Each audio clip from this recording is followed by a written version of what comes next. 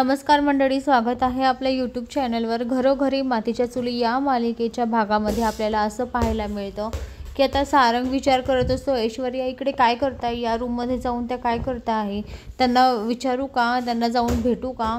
तेव्हा तो असा विचार करत असतो, पण तो म्हणतो आधीच त्या माझ्यावर चिडल्या आहे, परत मी जर कधी मध्ये गेला आणि परत चिडल्या तर, म्हणून तो तिथून आता निघून जातो। तर ऐश्वर्या रूममध्ये जाऊन विचार करत असते, हा खेळ मी आता जास्त दिवस नाही खेळू शकणार, नाही खेळायचं एवढा जास्त दिवस मला हा खेळ, मला आता प्रॉपर्टीचे पेपर माझ्या हातात हवे आहे। तर आता असं म्हणून आता ऐश्वर्या ओवीला फोन लावते आणि ती ओवीशी बोलत असते। तर ओवीला ती सांगते की तुला आहे ना, मला निळ्या कलरची फाईल आणून द्यायची आहे, ती फाईल तुझ्या आईच्या कपाटामध्ये आहे, ती फाईल घ्यायची आणि माझ्याजवळ आणून द्यायची।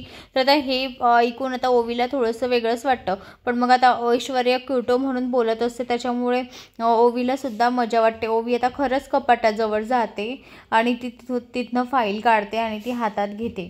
ऐश्वर्या लगेच म्हणते, एकदा का ती फाईल माझ्या हातात लागली ना, तर पेपर्स कसे बदलवायचे ते माझ्या हातात आहे, मी बरोबर करते सगळं। तर आता इथे ओवी फाईल घेते आणि गुपचाप बाहेर निघत असते। तो एवढ्यातच आता तिथे जानकी येते। जानकी म्हणते, हे काय आहे तुझ्या हातामध्ये, ही फाईल तू का चोरली आहेस, कोणी सांगितलं तुला ही फाईल चोरायला आणि का घेतली आहेस। तेव्हा आता ओवी इतकी घाबरते, ती खूप घाबरून गेलेली असते। ओवी म्हणते, मला क्युटोने सांगितली आहे। तेव्हा आता जानकी म्हणते, कोण क्युटो, कोण आहे हा। तेव्हा आता ओवी म्हणते क्युटो। तर आता जानकी विचारच करत असते की कोण असेल हा।